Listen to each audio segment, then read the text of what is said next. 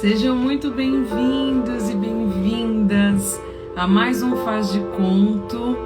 E hoje temos convidada ilustre e autor mais do que especial. Falaremos de Gabriel Garcia Marques. E a minha convidada especialíssima é minha amiga, parceira Monique Bonomini.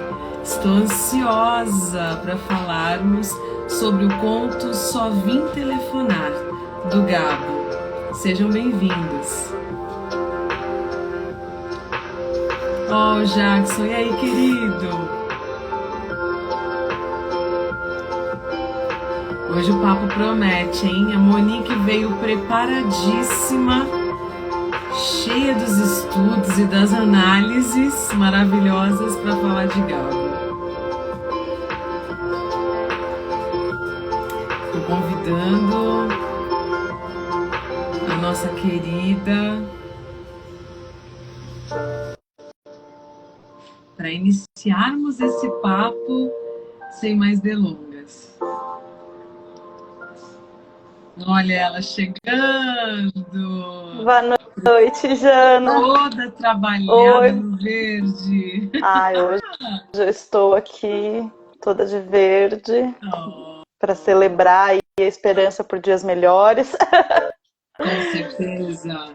Dia de falar deste homem. Amor da minha vida literário. Eu brinco que é o amor literário da minha vida. É seu crush. É o seu crush totalmente literário. Sonho. De tempos em tempos a gente se encontra.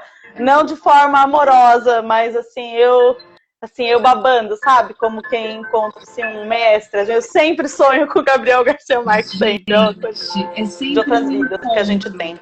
A palavra é essa, né? Gabo, ele nos propicia um encontro.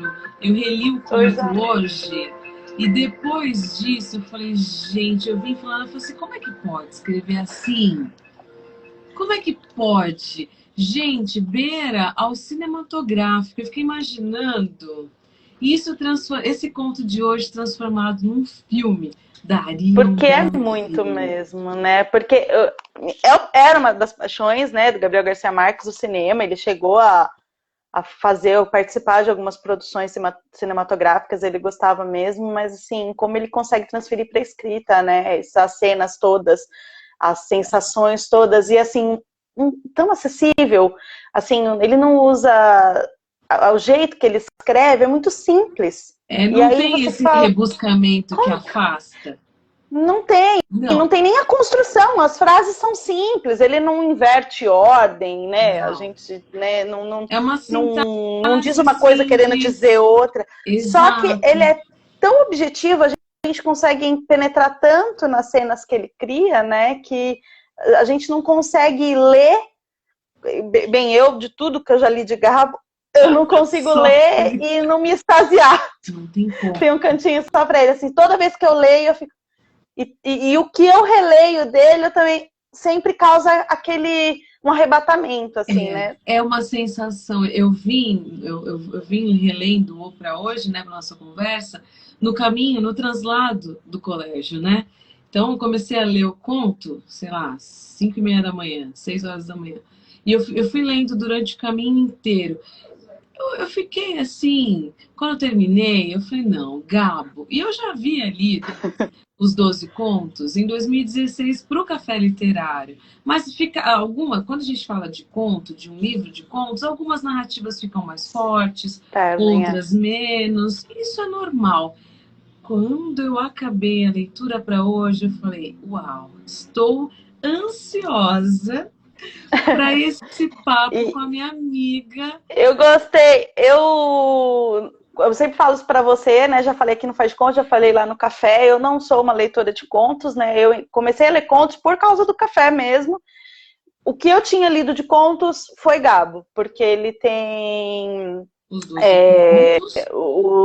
Os Funerais da Mamãe Grande, ele tem a Erendira, né, a Vovó Desalmada, e ele tem os 12 Contos Peregrinos. Era o que eu tinha lido de conto, era Gabriel Garcia Marques. Nunca tinha lido Mas nada também além estava muito bem disso. amparada. Tendo lido Gabo de conto. Então eu tenho os meus prediletos aqui, né? E esse era um dos meus prediletos, mas estava lá adormecido, né? Que é muito a história desse livro, né? A gente vai histórias falar, que ficam dormindinho. Vamos conversar, E aí, porque a história desse livro também, só ela já dá um enredo. Só ela já dá um faz de conta, né? E aí a história é essa mesmo. E aí esse ano eu tava, assim, eu sou muito curiosa, né, com o espanhol, eu gosto muito da língua, não falo nada, mas leio e escuto muitas coisas em espanhol, gosto muito do idioma. E aí surgiu uma oportunidade de fazer uma leitura desse conto em espanhol. Ah, vamos ler o Só Vim Telefonar em espanhol. E eu falei, vou participar dessa leitura. E aí, lendo em espanhol, aí eu consigo ouvir a voz dele, sabe? Assim, sabe igual a gente, quando a gente lê o Saramago e fica ouvindo a voz dele? Quando eu leio o Gabo em espanhol, eu ouço a voz dele, sabe? Eu acho que até isso que me faz ler em espanhol para eu conseguir materializar a voz deles nos meus sonhos, assim. E aí, quando eu li, eu fui fazer uma pesquisa, porque eu falei, eu preciso saber, porque, esse conto, vou falar sobre as minhas pesquisas, e eu falei, e aí, comecei a pesquisar, e quando você falou, vamos fazer um faz de conta em agosto, falei, acho que eu quero falar esse. Eu tentei fugir, porque eu tenho lido outras coisas, mas eu falei, não, eu vou falar sobre esse. Que coisa maravilhosa. Então, antes de a gente entrar em Gabo, nós já fizemos aqui um preâmbulo, porque a vontade de falar deste homem, é muito grande. E a gente já começa a falar, né? Agora, me fala assim, antes de mais nada, deixa eu me apresentar. Sou Janaína Soja, para quem não me conhece, professora de língua portuguesa, literatura, como a Monique, amante dos livros. E essas são as nossas lives do Faz de Conto, que acontecem às quartas-feiras, 19 horas. Sempre com convidados e convidadas ilustríssimos, amigos, amantes de literatura, escritores, leitores, pessoas que amam os livros assim como eu.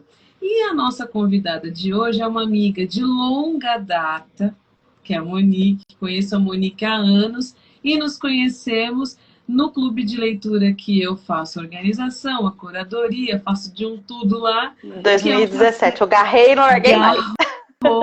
2017 conheci a Monique maravilhosa e desde então Monique tem cadeira cativa na minha casa, na minha vida, como uma amiga e, obviamente, no Café Literário e aqui no Faz de Conto. Parceira. E agora a Monique anda muito chique, porque agora está enveredando para a escrita. O esposo é um escritor também, poeta maravilhoso, meu querido Mário, e Monique agora escrevendo narrativas curtas, participando de coletivos de escrita. Eu ando muito orgulhosa desse casal maravilhoso que eu amo. Monique, minha querida. A gente vai explorando, né, todas as nossas possibilidades. Seja muito bem-vinda mais uma vez, como sempre. Obrigada. Eu já fiz aqui um preâmbulo apresentando-a, mas fale um pouquinho de ti, né? Fala um pouquinho do que você estudou, estuda, faz, apresente-se e, claro, já sinta-se à vontade. Obrigada, Jana, obrigada por mais um convite, me permitir falar do que eu mais amo, que são os livros, a literatura, e hoje poder falar do Gabo. Então, assim, hoje o combo está completo, né? Eu sou advogada, né? Minha primeira formação. Hoje é dia do advogado, feliz dia do advogado para os nossos colegas. Você sempre é muito o astral, né? Hoje tenho eu falando aqui que sou advogada, semana que vem a Lívia, que é advogada. Na outra semana o Rui, que é advogado de formação também. Então, assim, mês de agosto, a Jana contemplou aí todos os nossos amigos aí do direito. Então, feliz dia para todo mundo. Eu sou advogada de primeira formação, depois eu cursei História, né? Essas são as minhas, assim, formações, né, na graduação. Isso, minha formação acadêmica, e eu leio desde que tenho, sei lá, desde que aprendi a ler, leio muito. gosto muito de ler. Em 2017, encontrei minha turma lá no Café Literário, um montão de gente que gosta de ler que nem eu, que eu nem sabia que existia. Fiquei muito feliz por isso, né? Porque ler é um ato um pouco solitário, assim como escrever, e tem tudo a ver com Gabriel Garcia Marques, né? Essa solidão. E aí, quando encontrei aquele montão de gente que ficava doidinho para falar de livro e das leituras como eu, foi um abraço realmente, e eu estou explorando aqui, né? Eu tenho 2 filhos, então a minha ocupação hoje principal é ser mãe, né? Eu sou mãe dos meus 2 filhos em tempo integral, Coisa linda. me dedico a isso. Esse casal. Me dedico a Alice e Gael, e aí nos espacinhos que a gente vai encontrando, eu brinco de bordar, eu brinco de fazer artesanato. E agora, eu sempre escrevi assim, mas eu tinha muita vergonha. Assim, escrevia pra mim, né? Porque às vezes a gente não dá conta de tudo que a gente sente, né? Só pôr pra fora, né? Sempre, desde pequenininha, eu sempre mantive diários, né? Sempre escrevi muito em diário e tal. Mas tudo isso muito guardado, muito escondido, né? E veio pandemia, um ano se passou, e aí no segundo ano aquilo já estava assim, aí as coisas foram aparecendo, coletivos, gente escrevendo, e aí algumas pessoas falaram assim, olha, né, desses grupos todos, escrever também é se expor, porque se você não é lido, então... E aí tem sido exercício, expor aí para quem quiser ler o que eu escrevo, mas assim, não tenho assim, pretensões, as coisas acontecem, né, elas vão... São fluidas, o universo, né, vai... Isso, tudo assim, não tenho... Olha lá, o Mário falando com a tem cerveja. Um cofre. Eu tenho... É uma coisa meio plástica ali, aquele cofre, né? Eu não sei, assim, se o que eu escrevo é para alguém além de mim, né? Mas como a parte desses grupos todos fala que a gente, né, tem que se expor e tal, eu faço a minha parte lá e às vezes, e aí estão acontecendo aí publicações coletivas e tal, e eu estou me permitindo deixar o que eu escrevo ir para o mundo também, mas sem nenhuma agradece. E claro, você é uma grande leitora, amor. Naturalmente, assim, todo grande escritor, sem sombra de dúvida, é um grande leitor. Então, uma coisa caminha ao lado da outra. Basta mesmo esse movimento de se permitir, que eu acho que vem um pouco isso, tem a questão da vergonha. Nós, quando lemos muito, ficamos com aquele referencial grandioso. Fala, como é que eu vou escrever alguma coisa depois disso, fala, né? Mas ainda assim... Eu abuso, né? Assim, o espaço e a literatura, ela carece. A literatura contemporânea hoje, ela é tão aberta, ela é tão expansiva, tem tantas possibilidades, né? Eu acho fantástico o caminho que a nossa literatura contemporânea tem seguido, na prosa, na poesia. Então tenho me aventurado. Aventure-se, com certeza. O que vier tá ótimo.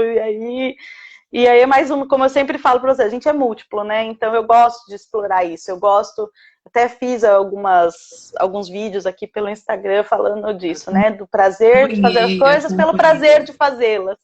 Né? Eu sou uma defensora disso. A gente tem que fazer as coisas pelo prazer de fazer, né? Eu gostei muito da Eliana, ela usou um termo que eu tenho copiado, que ela fala utilitarismo, né? A gente entrou num looping esquisito com a pandemia, de que a gente precisa aprender para alguma coisa. Então para que você está fazendo isso? Você vai trabalhar com isso? Para que você está fazendo? A gente tem que fazer as coisas para... eu falo, não, estou fazendo porque eu quero fazer, amanhã eu não quero fazer mais. E tá tudo bem. Estou fazendo para ver qual é que e permitam-se, assim, explorar, né? Explorar suas defendo aí que as pessoas se permitam. Isso, e eu acho que expande a mente e a gente conhece um montão de coisa, a gente fica... descobre, assim, você vai entrando em mundos e mundos e fala, nossa, o mundo é gigante, tem um montão de coisas para ler, para aprender. Eu gosto muito, sobretudo de estudar, né? Hoje é dia do advogado, mas também é dia do estudante, né? E eu gosto muito de estudar, você vê meus resumos lá, eu coloquei lá. Gente, né? Eu sou assim, tudo eu faço um resumo, eu estudo, eu gosto de Dá um orgulho. Convidar a Monique para dar um café literário, para fazer um faz de conta. A Monique é muito empenhada, ela é muito comprometida. Então, assim, quem tá aqui, Zoé, tá aqui. Ela é muito comprometida. Deixa eu ver se eu consigo mostrar aqui. Oi, filho. Beijinho pro Zoé. Oi, oi, neném! Então, assim, Monique sempre muito, muito comprometida. Eu admiro, dentre tantas qualidades que você tem, você sabe, você é uma amiga íntima, assim, nós conversamos muito, mas uma coisa que eu admiro muito é o teu empenho, o teu comprometimento. Tudo aquilo que você se propõe a fazer é sempre muito bem feito, sabe? Eu acho Eu isso falo que é meu genial. pezinho no. Meu pezinho lá do que eu sou leonina, mas eu sou do último dia de agosto e eu nasci às 4 da tarde. Então, assim, eu sou uma leonina querendo virar virginiana, né? Então, Querendo estar ali caminhando. esse sol em virgem ali de vez em quando. Então, eu sou assim, sou meio. Eu gosto, né, Perfeccionista, né? de fazer. E aí, eu até brinquei, né? Falei, será que vai dar para falar em 1 hora? Mas, Vai, meu. com certeza. E para a gente não perder tempo mesmo, vamos entrar agora sim. Qual é? Eu sempre faço essa pergunta, né? Qual é a sua. Olha que pergunta capciosa também é essa. Qual é a sua relação com o Gabo? Como que o Gabo chegou até você? Como ele se transformou em um dos seus autores preferidos, se não no seu autor preferido? Então, como foi esse encontro com o Gabo? Eu comecei a ler por conta da biblioteca da escola, né? E eu tinha um professor, que era um professor que cuidava da biblioteca, ele era um professor, eu acho que era de literatura mesmo, mas ele era um professor readaptado, porque ele tinha uns problemas de audição e tal. E quando cheguei lá na biblioteca, a biblioteca da escola ela abriu e num esquema bem de biblioteca pública mesmo, não de biblioteca escolar, sabe? Da professora indicar e não, ela não funcionava assim. Tinha um sistema de empréstimo, de devolução. E eu comecei lendo o que todo mundo lia e o professor Aurides, né, percebendo que eu tinha que eu voltava muito rápido e queria outro, ele começou a falar, por que você não lê isso aqui? Por que você não lê isso aqui? E ele começou, assim, me oferecer drogas mais fortes, entendeu? Foi bem assim. E aí, assim, eu li de um tudo, assim, com 13 anos eu tinha lido Olga, do Fernando de Moraes, eu tinha Nossa! lido Ilha Furacão, do Roberto Drummond, tinha lido Jane Austen, tinha lido o Jane Eyre, da Charlotte Bronte, e um dia ele falou assim, Monique, chegavam as caixas, né, porque o governo manda, né, e um dia ele falou assim, Monique, ó, chegou um cara aqui, que esse cara é Nobel da Literatura. Eu já tinha lido Ernest Hemingway, né, O Velho e o Mar, cada vez que eu lia um, ele perguntava para mim, o que você achou? Aí eu falava. E ele Então, vamos ver esse aqui. Meio que ele que escolhia para mim os livros, né, e eu ia devorando aquilo. Teve uma época que eu entrei numas de mitologia, então eu li assim, eu li a Ilíada, li a Odisseia toda, e eu aí tinha as mais belas histórias da Antiguidade Clássica, que era um compilado com todos os mitos gregos, eu li, assim. Acho que é o livro de ouro, não é o livro de ouro da mitologia? Ele ia me dando, entendeu? Eu ia lá. E eu ia consumindo aquilo. E aí ele pegou e falou assim, ó, Monique, eu vou te emprestar, ó, chegou um livro aqui que você vai gostar. Era um livrinho assim. Ele falou assim, Crônica de uma Morte Anunciada. E do Gabriel Garcia Marques, esse cara aí, ele é Nobel de literatura, você vai gostar. E eu li Crônica de uma Morte Anunciada, fiquei assim, ó, eu não acreditava naquilo, né? Porque assim, Crônica de uma Morte Anunciada, o spoiler tá no título. Crônica de uma Morte Anunciada. O personagem vai morrer. Só que você lê e você fala, não é possível que ele vai morrer. E aí eu me apaixonei, cheguei assim e falei, professor, eu li 2 vezes. Eu li 2 vezes seguidas, assim, eu tinha uma semana para devolver, eu li, tipo, em 3 dias, e depois eu li de novo, e eu cheguei assim, ó. Ele falou, você gostou? Falei, gostei. Aí ele foi lá pra dentro da salinha e ele voltou com 100 anos de solidão. Pronto, aí acabou pra mim, né? Aí acabou, né? Você perdeu o chão, sumiu o chão dos seus pés. Quando eu terminei de ler 100 anos de solidão, as edições brasileiras de 100 anos de solidão, não sei agora, mas as edições brasileiras, elas não vêm, né, com a árvore genealógica. Em todas as edições latinas, e em espanhol, e mesmo em outros idiomas, vem a árvore genealógica. E na brasileira, não sei, não veio, mas não teve problema, que eu fiz a minha.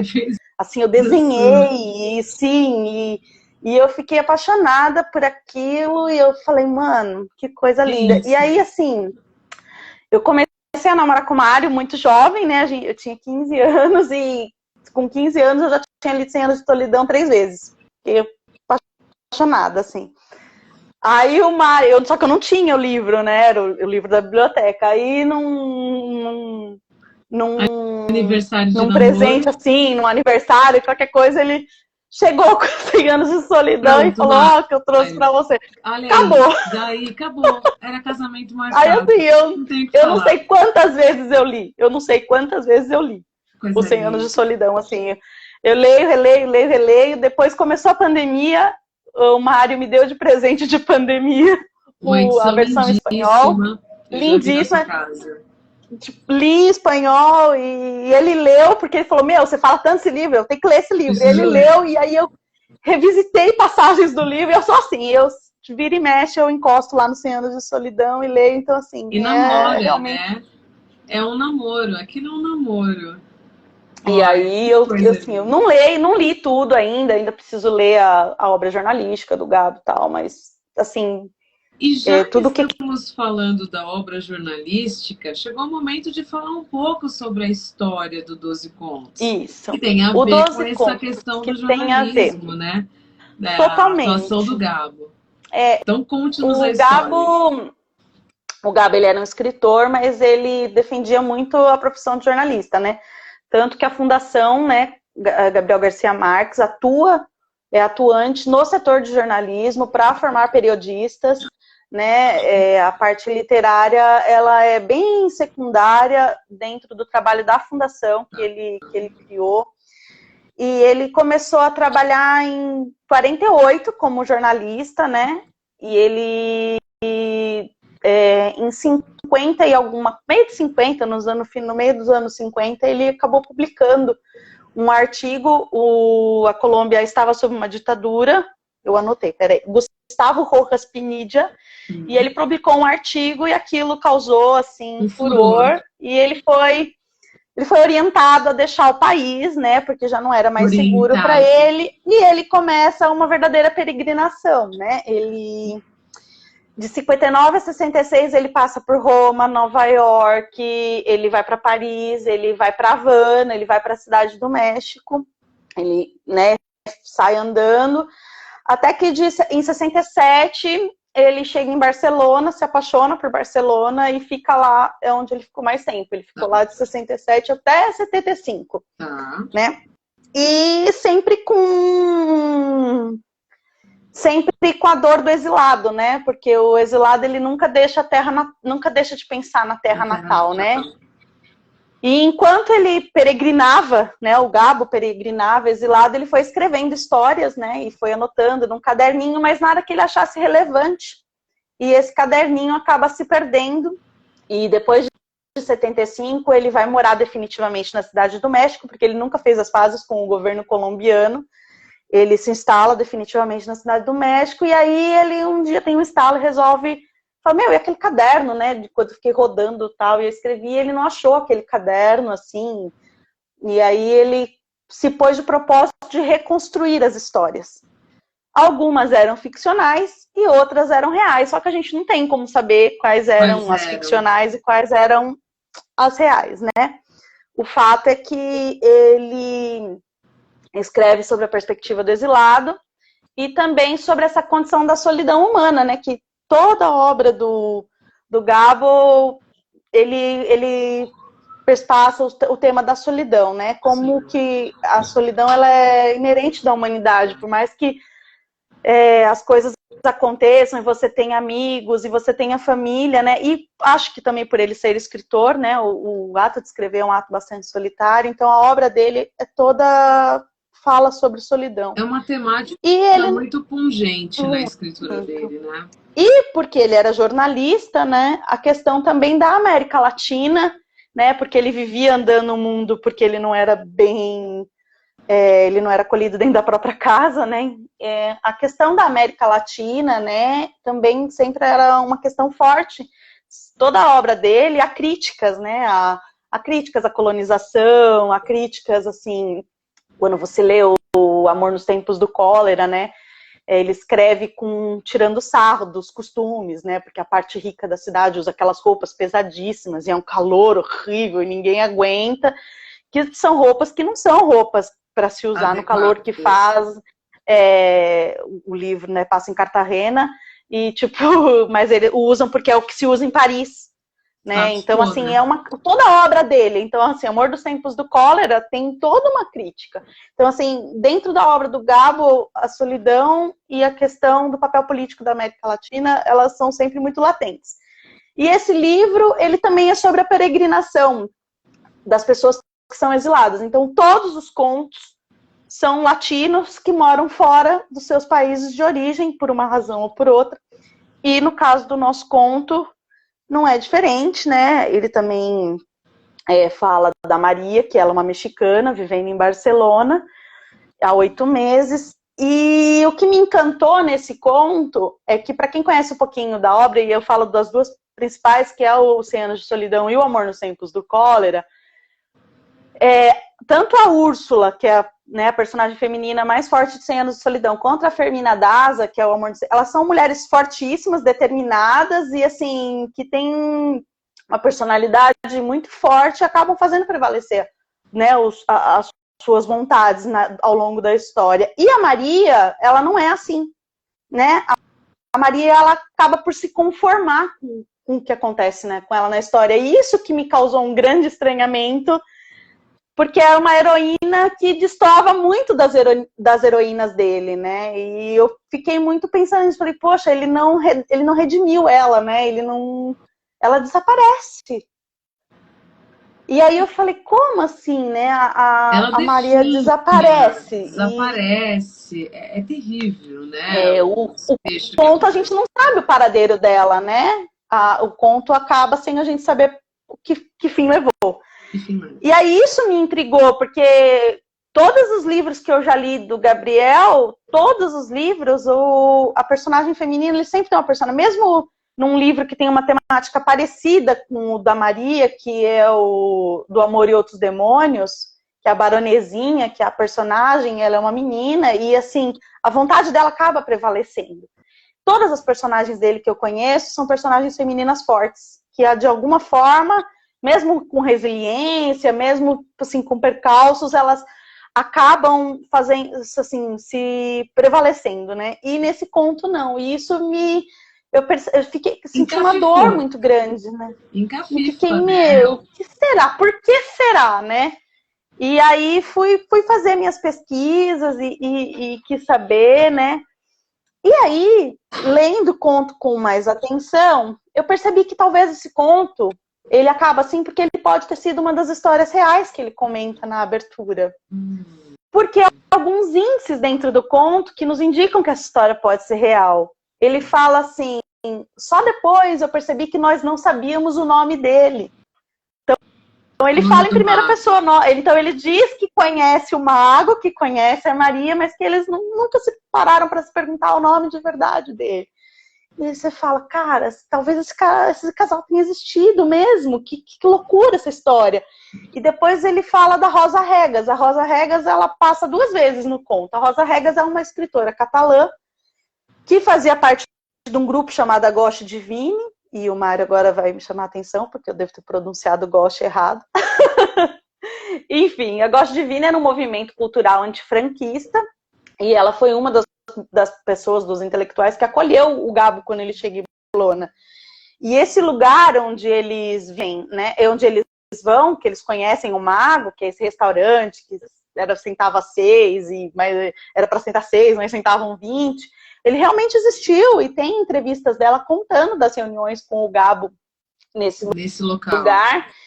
E ela termina falando da Rosa, que encontra a moça que levava lá as coisas para Maria, dizendo o final da Maria. Então, assim, há uma possibilidade muito grande desse conto, infelizmente, ter se baseado numa história real, que não é novidade na produção literária do Gabo, né? O Crônica de uma Morte Anunciada é uma história que aconteceu, um assassinato que aconteceu, que o Gabo cobriu enquanto jornalista, que depois ele romanceou e transformou em livro, e o Relato de um Náufrago, que é um outro livro muito bom dele também, que é anterior ao nosso 12 Contos, também é assim, né? Uma história real que ele conheceu como jornalista, fazendo uma produção jornalística, e depois ele falou, meu, isso que você está me contando dava uma história, e ele acabou transformando em histórias. Então, assim, é uma prática que ele estava habituado, né? Então, eu li, falei, meu, talvez então a Maria tenha tido esse fim porque ela era de verdade, né? E assim, na realidade, a gente não tem essa possibilidade de redimir, essa possibilidade, né, redentora que a literatura dá. E por isso que ele não redimiu ela. Mas mesmo assim, ele eternizou. Então, assim, esse foi o encanto que eu falei assim, é por isso.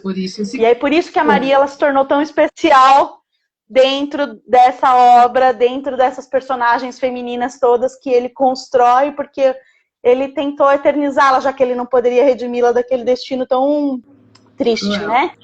A que a Maria foi submetida. Perfeito. E assim, agora, para a gente poder conhecer melhor esse enredo, né, o desenrolar dessa história, que é uma história realmente difícil de adjetivar, mas é uma história assim que te capta, que te pega e você não consegue deixá-la no meio. Você quer entender o que acontece com Maria.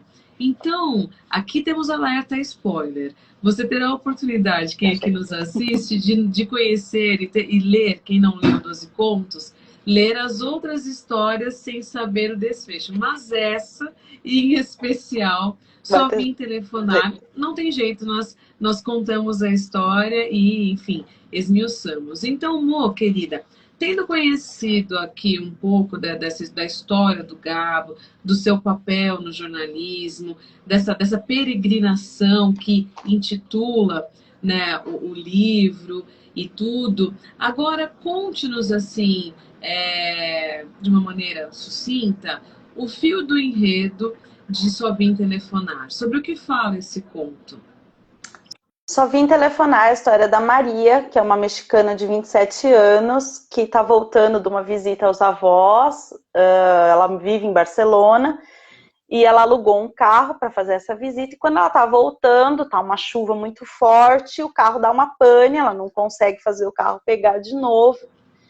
E ela vai para a estrada tentar pegar uma carona, porque o marido dela é mago de festas e ela ajuda ele a se apresentar. E ela precisava telefonar avisando ele que o carro estava quebrado, que ela não ia conseguir chegar a tempo, para ele não perder o compromisso, enfim. E ela na estrada pede carona, ninguém atende ela, até que um ônibus para, né? Ela tá molhada, ensopada, meio assim, esbaforida com aquela situação toda, e o ônibus fala, não vou muito longe, tal. Ela fala, não, tudo bem, eu só preciso de um telefone. Fala, então entra. E ela naquela angústia, né, de resolver a situação, ela entra dentro do ônibus e ela percebe que aquele ônibus tá cheio de mulheres, né, e que essas mulheres, elas estão, assim, num estado meio letárgico e tal, mas ela não se prende muito naquilo e começa a falar, e aquele motorista, e tem uma ajudante com ele, uma mulher com ele, fala para ela, fala baixo que as mulheres que estão no ônibus estão dormindo, e ela fica meio assim, aí ela se cobre e ela acaba adormecendo. E vai para onde esse ônibus ia. E ela não sabe por quanto tempo ela dormiu, ela não vê o lugar que ela percorre, ela chega num lugar que ela olha, tem uns muros, tal, ela olha e fala, meu, isso aqui parece um convento, tal, mas ela olha para a mulher, acha aquele lugar meio estranho e fala, meu, você acha que aqui tem um telefone? Aí a mulher fala, sim, lá na portaria você vai lá e você vai conseguir o telefone.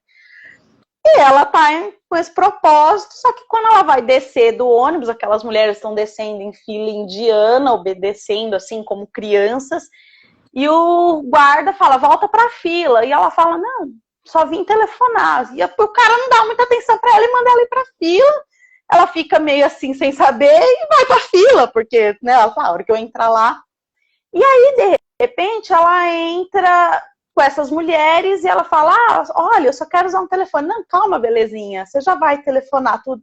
E ela começa a achar aquela gente muito estranha, conduzindo ela naquele lugar, mas ela... Beleza, estranha, belezinha, querida. Tratando ela, aquelas mulheres todas que meio que não se, né, não se ouvia falar. Mas ela vai indo assim, né, vai indo no vai da valsa e começam a pegar as identificações e não acham a identificação dela. Fala, cadê a sua identificação? E ela fala, não, é que eu só vim telefonar. E a mulher fala, peraí, olha, vai ali, vai lá. Não é possível, cadê isso aí? Aí ela vai, conta toda a história pra mulher e fala o nome, ó, meu nome é Maria de la Luz Cervantes, né, acho que é o nome dela, assim. E ele fala, só vim telefonar, ó, meu carro quebrou e tal. E a mulher olha e tal, não sei o que, anota. E ela começa a se agitar, porque ela tá explicando quem ela é, tá explicando o que ela tá fazendo ali, e as pessoas, assim, as pessoas se comportam mesmo como ela não estivesse falando. E ela vai ficando muito agitada, olha, amanhã a gente vê o que vai fazer com você. E ela tá muito cansada, ela não questiona e ela vai dormir, sedada, porque dá um sedativo para ela. Quando ela acorda com a presença do diretor daquela instituição, que é um homem muito atencioso, né, cheio de dedos, que oferece um cigarro para ela, que era uma fumante, e estava com uma necessidade de fumar, e ela se sente assim tão acolhida por aquele homem que ela começa a atropelar as ideias, fala tudo, e ela acha que ele ouve ela com tanta atenção que ela acaba desabando a chorar e tal.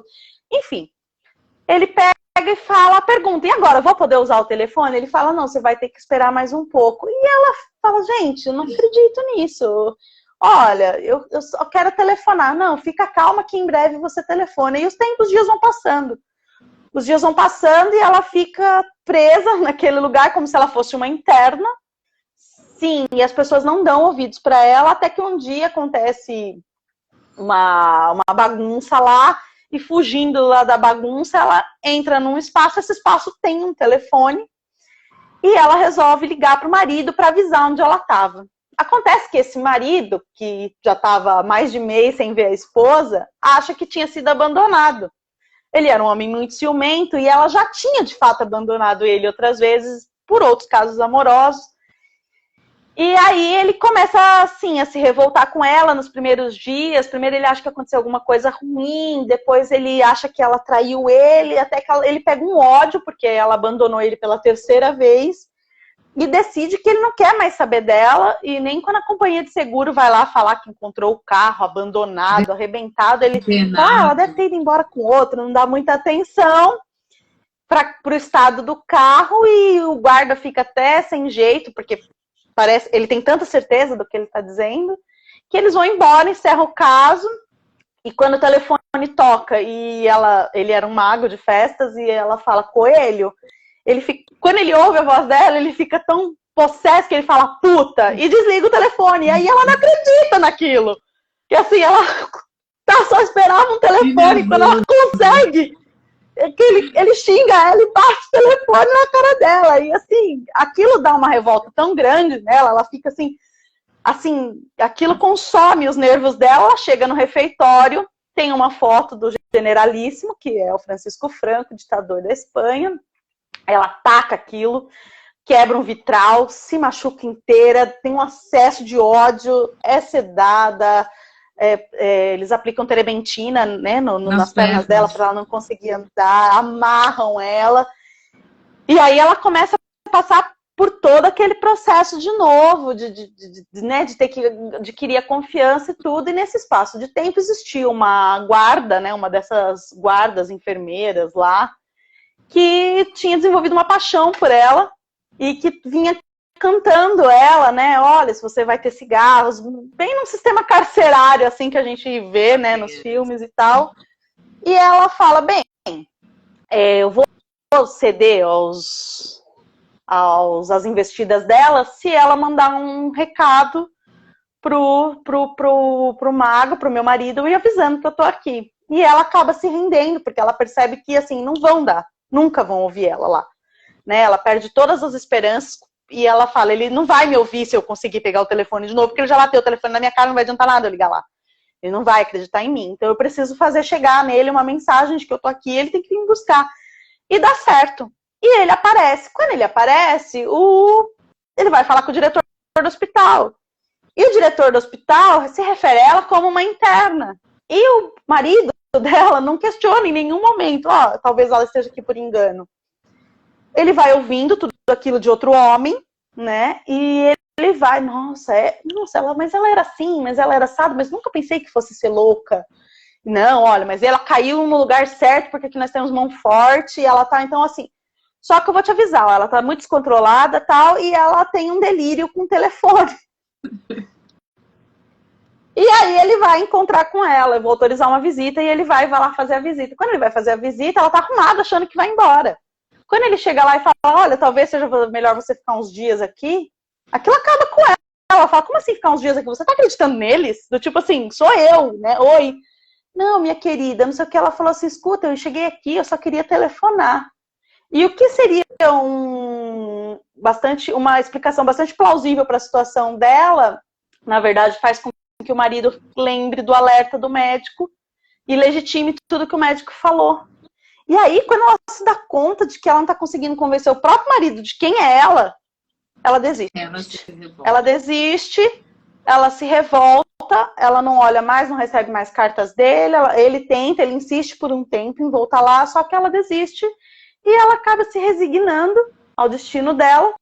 E ele acaba se resignando de que ela não quer saber dele, pede para alguém continuar levando cigarros para ela por um tempo, até que essa pessoa chega para entregar os cigarros e não encontra nada.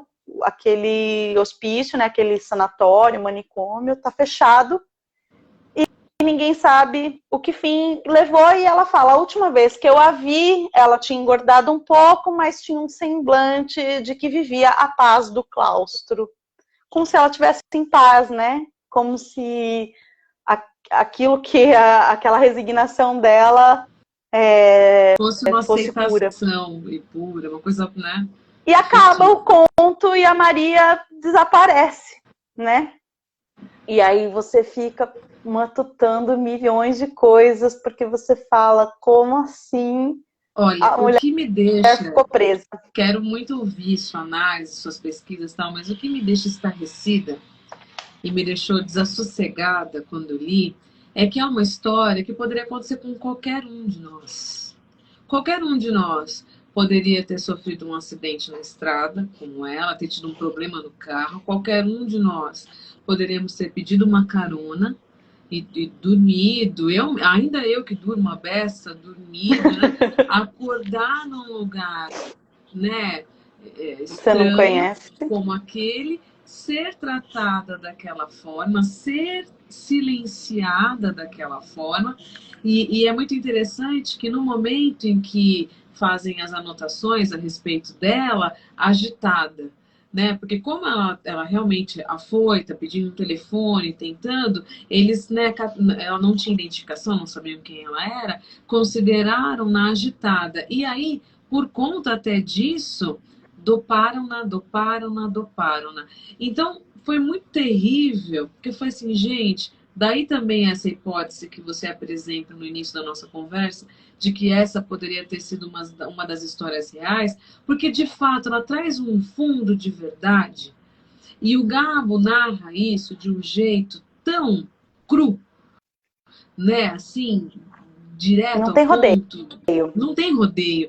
Então você, leitor, é assim, é laçado por essa narrativa, e é levado, e quando termina num grande ato, né? Num silêncio, num outro vácuo. O próprio silêncio, ele é materializado pela maneira como a narrativa se encerra.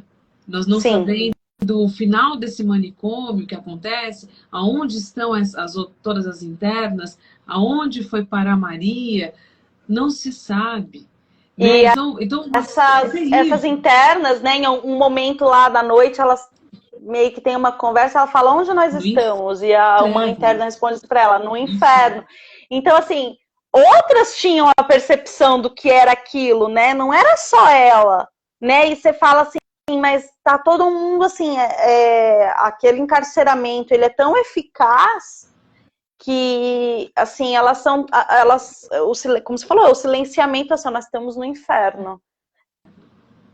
E aí você fica, então, assim, outras também tinham consciência. É interessante isso, que naquele pouco diálogo que se apresenta, há uma lucidez absurda entre a Maria e essas outras internas com as quais ela conversa. E elas são todas tidas como loucas, né? E, enfim, silenciadas, trancadas, exiladas, Tem um livro brasileiro, né? Tem um livro brasileiro também de uma jornalista, né? O Holocausto Brasileiro, que já virou documentário, virou filme agora, né? Enfim, virou série, parece, não sei, eu não assisti às produções do audiovisual, mas assim, o livro ele fala sobre um manicômio, né, que tinha em Barbacena, e há histórias lá, sobretudo de pessoas incômodas, né? Nem todo mundo que estava lá tinha um problema psiquiátrico, né? Muitas pessoas estavam lá porque em algum momento elas representavam um incômodo para suas famílias ou para a sociedade, e elas acabaram indo para lá, né? Então, assim, como ele era um método, né?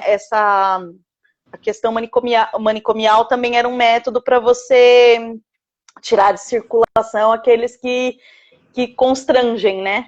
E aí, quando eu lia, também pensava nisso. Falei, gente, como que isso aqui era usado como um sistema mesmo, não para prender criminosos, mas realmente aqueles que nos embaraçam ser tirados de circulação, né? Então, sabe que como você está falando, você lê e se enxerga na situação dela. Na história da loucura do Foucault, ele fala muito sobre essa questão.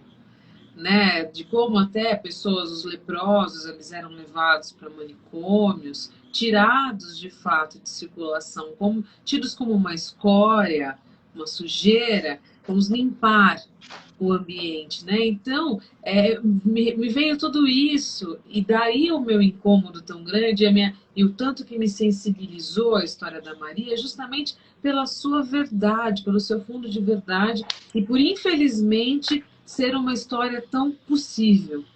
Eu contei muito até possível. Em sala hoje, numa sala, eu falei, gente, lê um pouco hoje, porque eu tô bagunçada com eles. Meus alunos pediram para contar a história, eles ficaram perplexos. 6º ano.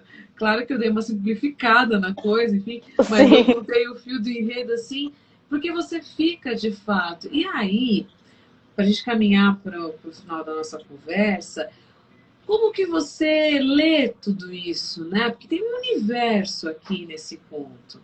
Como que esse universo chega a você? Há duas possibilidades, né? Eu entendo que é possível a gente interpretar esse livro de duas formas, esse conto de duas formas. A primeira é o estigma da loucura, né? Essa situação que faz a pessoa perder a autonomia, né?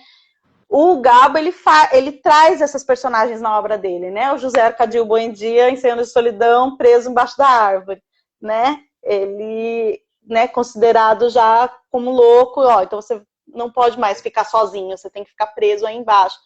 E tem esse outro livro que eu citei já, que é o Do Amor e Outros Demônios, que a baronesinha, ela fica presa também porque ela tem uma educação diferente, eles acreditam que ela tá louca, possuída pelo demônio e tal, e ela acaba sendo presa. Então, assim, esse estigma da loucura, a loucura como fator que retira a autonomia, a independência, que tira o valor da palavra, né, que invalida, né, deslegitima a pessoa, esse estigma da loucura, do que é ser louco, do que é ser mentalmente capaz, é um estigma forte para o Gabriel Garcia Marques. Você percebe que é uma coisa, e assim, ele sofreu demência senil no final da vida, né? O Gabo para de escrever porque ele perde toda a memória, né? Ele morre em decorrência de uma pneumonia, mas ele estava demente senil. E que coisa louca, né? Ele ter abordado sempre esse estigma da loucura e da perda da autonomia para ele. Dentro da obra dele, a gente vai encontrar vários personagens. Assim, o primeiro livro dele, que é A Revoada, né? É O Enterro do Diabo, que é a primeira vez que ele consegue imaginar Macondo, que é um livro muito legal.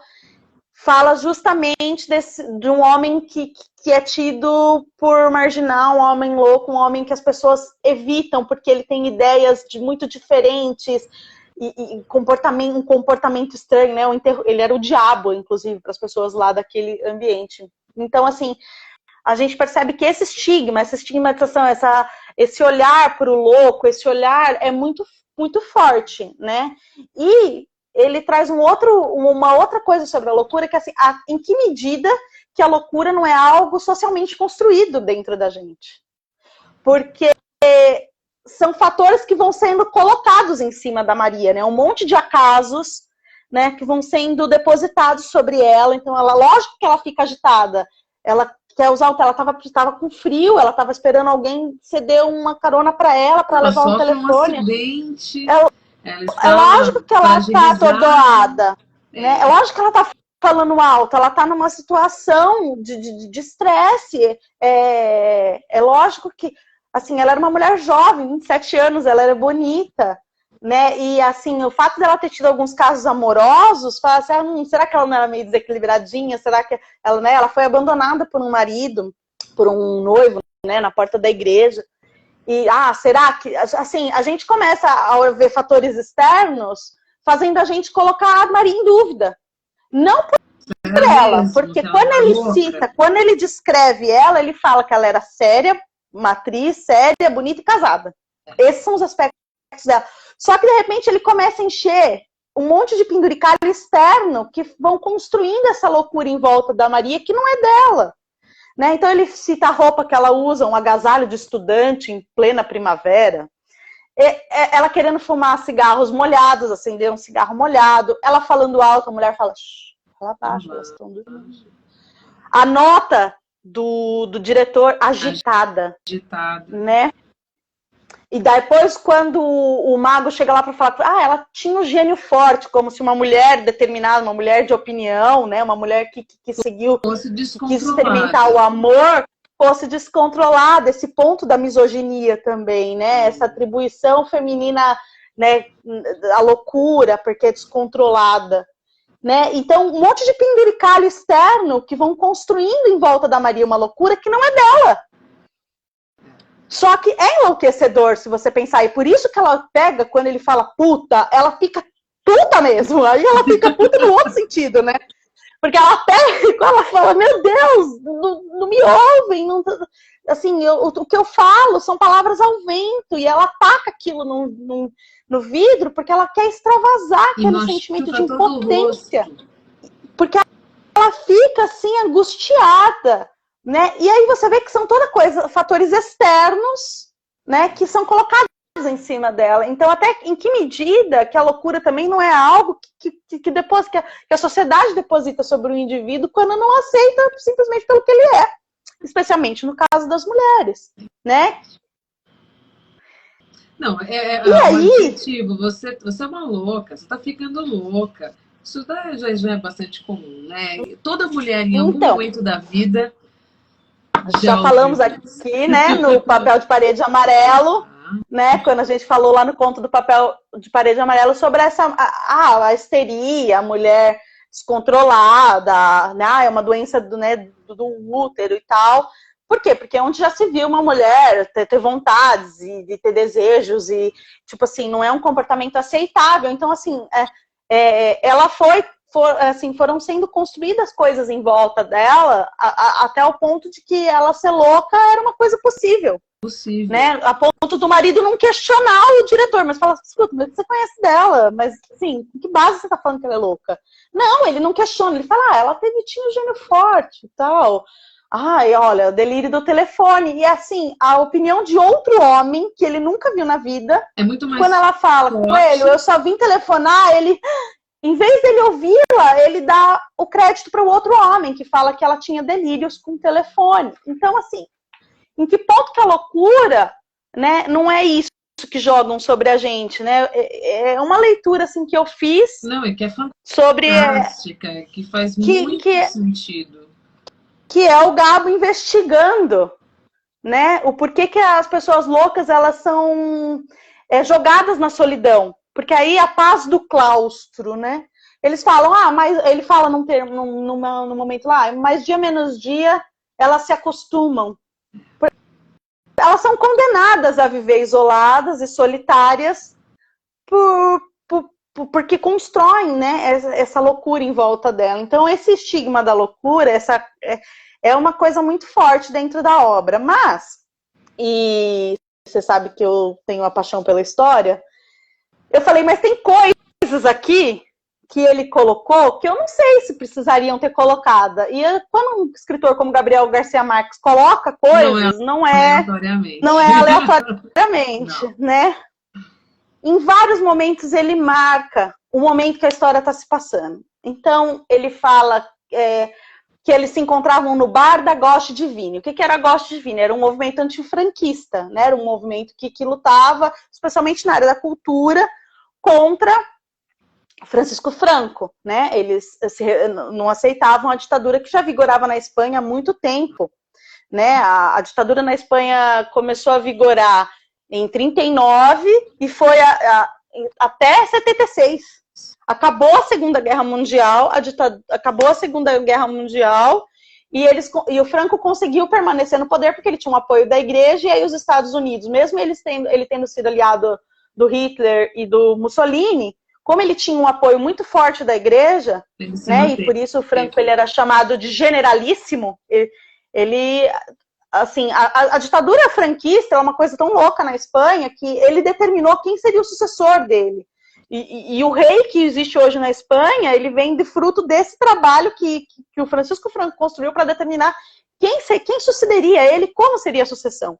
Então, assim, se você pensar, ainda hoje a Espanha ela vive sobre o que foi construído na ditadura. E a ditadura do Francisco Franco deixou mais de 100 mil pessoas desaparecidas, né, de um regime tão repressivo, por isso também que ele durou por tanto tempo, né, ele permaneceu por tanto tempo. Então o Gabo faz questão de marcar que eles estão dentro desse período, e assim, de tudo que ela poderia se revoltar dentro daquele hospício, daquele manicômio, contra outras presas, ele fala, né, que ela pega a litografia do generalíssimo e joga contra o vitral. E, então assim, existe um significado nessa destruição, né? Ele não colocou aquilo ali à toa. E um outro ponto é no final, né? Quando ele fala que assim, que ficou só uma lembrança dos tempos ruins, né? Daqueles tempos ingratos, né? Ó, uma lembrança ruim, que o hospital demolido como uma lembrança ruim daqueles tempos ingratos. Mas essa não é uma lembrança da Maria, né? Uma lembrança ruim daqueles momentos ingratos é uma lembrança do período franquista. Então, eu fiquei pensando, né, o Gabo, enquanto ele estava lá em Barcelona, ele ficou lá de 67 a 75, ele depois comprou uma casa em Barcelona, para onde ele voltava, como eu disse para vocês no começo. Ele e a Rosa Regas, que é uma escritora catalã, desenvolveram uma amizade muito grande. Enquanto o Gabo estava lá, ele escrevia o livro O Outono do Patriarca. E O Outono do Patriarca é um livro maravilhoso, que o pessoal lá do Traçando Livros da Eli, né, eles discutiram, e ele conta a história de um ditador, que é um cara que vive em delírio, entendeu? Ele está isolado naquele palácio, comandando, e assim, ele fala assim, que aquelas pessoas daquele país inteiro não seriam nada sem ele. Que assim, e ele tem, assim, então assim, ele se envolve com uma criança, com uma menina, e ele tem uma doença e ele não aceita que ninguém venha curar ele, porque ele fala que, imagina, que ele é quase um deus. É um monólogo, né? O Outono do Patriarca, ele é uma história em monólogo, assim. Mas ela fala sobre esse cara, esse ditador delirante. E quando ele escreveu estando na Espanha. Quando ele encontrou o ditador do Panamá, certa vez, o cara falou assim, olha, eu li o seu livro, O Outono do Patriarca, e você tem razão, nós somos todos assim. Porque também fala de solidão, que é a solidão desse poder, que esse poder supremo, e ele estava muito envolvido, então, com as questões de ditadura e com as questões da solidão, quando ele escreveu esse conto. Né, ele marca lá, 78, né, ele escreveu. Então, eu pensei assim, em que medida Gabo não usou a Maria para mostrar para a gente como a América Latina, sobre as garras de tantas ditaduras apoiadas por Europa e Estados Unidos, a Herculina, que é a guarda, o médico, o diretor, ele se refere a eles como ursos, né? O urso é um símbolo, né, americano. Para não dizer, olha, é isso que fazem com a América Latina. Né? A América Latina tenta impor a sua identidade, tenta impor a os seus hábitos, os seus costumes, e a gente não tem uma independência, porque há esses fatores externos tentando dominar a gente, né? A gente é submetido a uma violência que faz com que os latinos eles tenham que sair peregrinando pelo mundo, saiam das suas casas, sem direito a voltar, porque colocam loucos para nos comandar. Quem já teve a oportunidade de ouvir Gabriel Garcia Marques no pronunciamento dele, recebendo o Nobel, ele fala sobre isso, primeiro em tom de chacota, mas ele vai tornando a coisa mais séria, ele vai falando, olha, Europa, vocês fazem isso com a América Latina, vocês não nos deixam nos autodefinir, porque vocês querem. Então, eu fiquei pensando em que medida a Maria não era a própria América Latina, porque a ditadura franquista, ela foi um laboratório, sabe, tanto para a União Soviética, quanto para o Hitler. E como eu falei, ela deixou mais de 100 mil desaparecidos, e ela, assim, foi um teste, né? Ela acaba porque Hitler e Stalin já sabiam o que funcionaria e o que não funcionaria, é mais ou menos assim a história, e eles acabam partindo para a Segunda Guerra Mundial porque eles já sabiam, eles já sabiam como é que a coisa ia se desenhar dentro do conflito. Se você ler George Orwell, se você ler Ernest Hemingway, que foram escritores que estiveram durante a Guerra Civil Espanhola, eles contam isso. Eles viam essa movimentação com áreas de laboratório.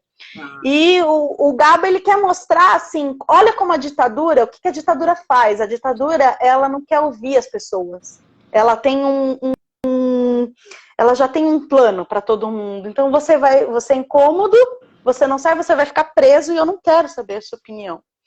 E o Gabo, quando ele foi para a Espanha, existe um movimento o Cortázar estava na Espanha, o Llosa estava na Espanha, existia um movimento estético acontecendo, um movimento cultural que chama, peraí que eu vou pegar aqui minhas anotações, chama Nova Narrativa Hispano-Americana. Essa nova narrativa, ela fazia o quê? Ela queria mostrar para a Europa textos latinos, produções autenticamente latinas, e mostrar a autonomia da América Latina, porque até então a América Latina ela era vista como esse lugar exótico, esse lugar que só tem índio, esse lugar que só tem selva, né? E assim, o Gabo, as posições políticas do Gabo, elas eram muito fortes, tanto que ele era amigo pessoal do Fidel. Eu até brinquei com o Mário antes da gente, falei assim, ele pôde escrever sobre ditadura e sobre ditador, porque ele era amigo pessoal de um. Ele tinha, né, essa amizade muito forte com o Fidel, que é um dos motivos que levam ele e o Llosa a brigarem, né, e o nível da intimidade e da participação política do Gabo ser tão forte que ele promove o encontro entre Fidel, intermedia entre Fidel e Bill Clinton. Tem no Netflix lá naquele documentário.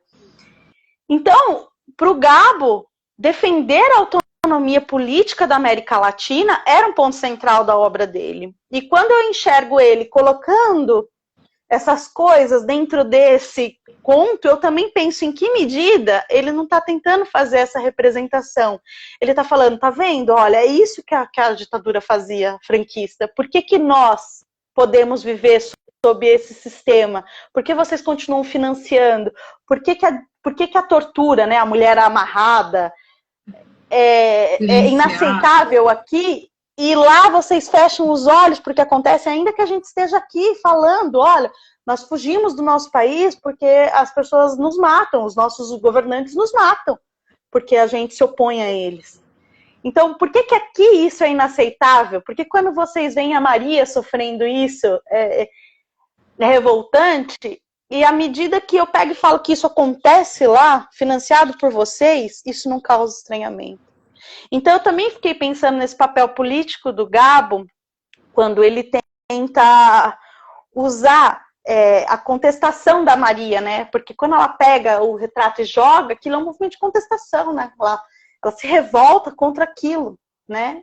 Até que medida isso não é um símbolo, né? E eu encontrei nas minhas pesquisas gente que também pensava assim como eu, que essa incompreensão da Maria é a incompreensão da identidade latina, é o que nos falta, né? Enquanto a América Latina fica tentando buscar uma identidade, Estados Unidos e Europa ficam tentando enfiar na gente comportamentos e coisas que funcionam para eles, mas que nunca vão funcionar para a gente, porque a gente tem um clima diferente, a gente tem uma constituição diferente, as nossas origens são diferentes, a gente nunca vai funcionar no sistema deles.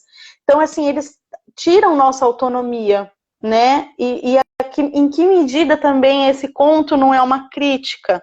Não é uma crítica a promover essa violência, né, que a América Latina sofre, que é uma violência muito parecida com o que a Maria sofre, né? Porque ele escreve em 78, né? A Argentina está sob ditadura, o Chile está sob ditadura, Brasil todos os países da América Latina estão sofrendo essas ditaduras financiadas, né? Chile pela Inglaterra, os Estados Unidos no Brasil e por aí vai. Então também eu ofereço essa possibilidade de leitura para quem quiser ler e tentar enxergar esses traços que eu achei assim que fazia muito sentido. Nossa, você expande numa potência absurda quando leva a Maria, é uma metáfora, né, da América Latina. Que leitura, Monique. Porque ela é jovem. Ela é jovem, né? Como o Novo Mundo. Ela é bonita. Ela é bonita, né? Porque, né, as nossas belezas, né? Os europeus, eles até hoje vêm, ficam encantados com a nossa beleza. Mas ela é séria, ele fala em determinado momento, ela é séria, né? Então, para mim, ficou muito essa coisa, assim, de tentar, ele tentava, né? O Gabo, ele tentou, ele era como eu falo, na obra dele é muito forte isso, tentar trazer, olha, a América Latina, ela não é um fantoche, ela é um personagem do cenário mundial. E quando ele representa ela nesse conto, ele mostra isso, né?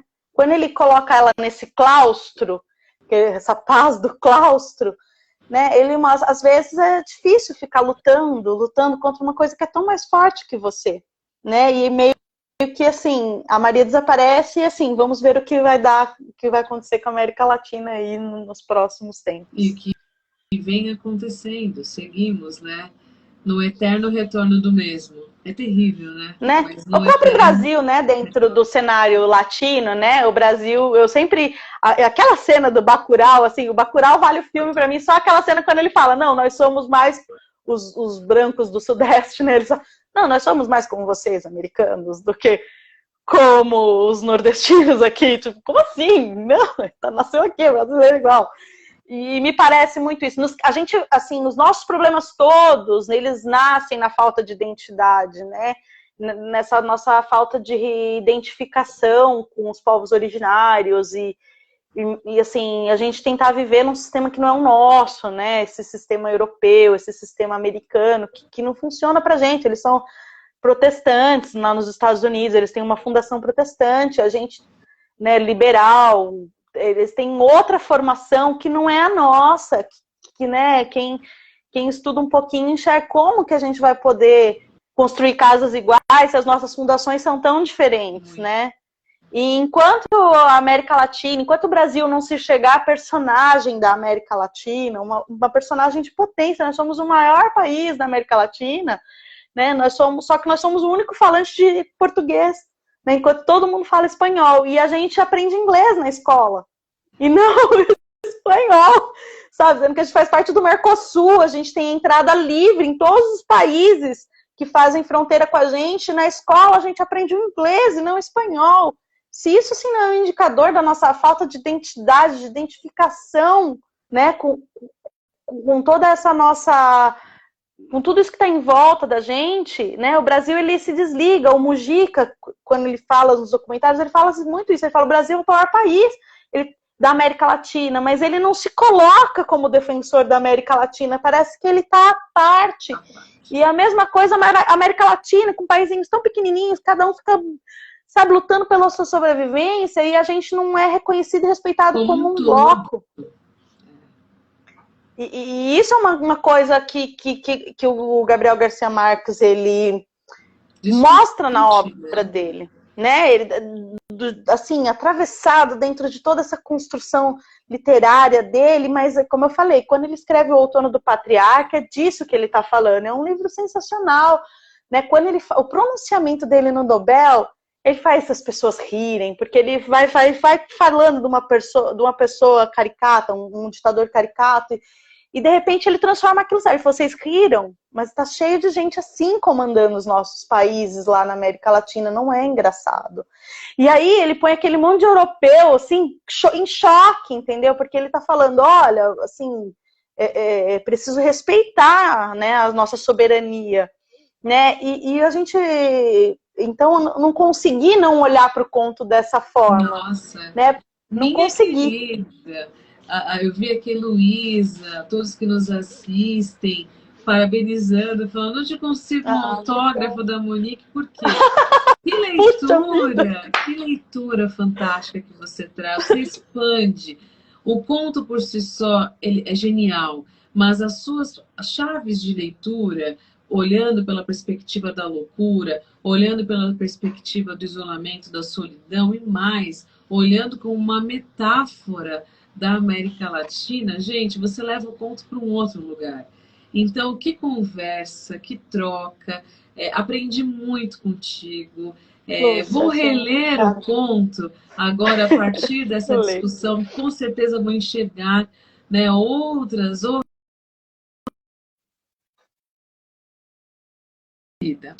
Eu agradeço a amizade, a partilha, todo o seu conhecimento, todo o seu comprometimento com os projetos que eu desempenho, que você sempre vem de braços abertos, trocar e ensinar e tudo. Então, muito, muito, muito obrigada pela aula. Isso aqui foi uma aula. Eu que agradeço sempre. Eu agradeço sempre, porque falar sobre livro, falar sobre literatura, falar sobre Gabo, só tenho a agradecer, Jana. Obrigada pelo espaço, obrigada por todo mundo que ficou ouvindo. Nossa, desculpem aí. Foi incrível. Depois... Quem já é meu amigo de café sabe que eu falo mesmo. Nós amamos, e Mo, muito obrigada. Que momento, quanto aprendemos com você. Obrigada. Tenho certeza que todos sairemos aqui querendo ler mais Gabo. Você com certeza plantou essa semente aqui. E, gente, muito obrigada. Até o próximo Faz de Conto. Mo, beijo carinhoso em você, minha querida. Mário, beijo carinhoso obrigada, em você. Obrigada por terem ficado, obrigada por terem nos ouvido. Leiam Gabo, leiam que, assim, só acrescenta.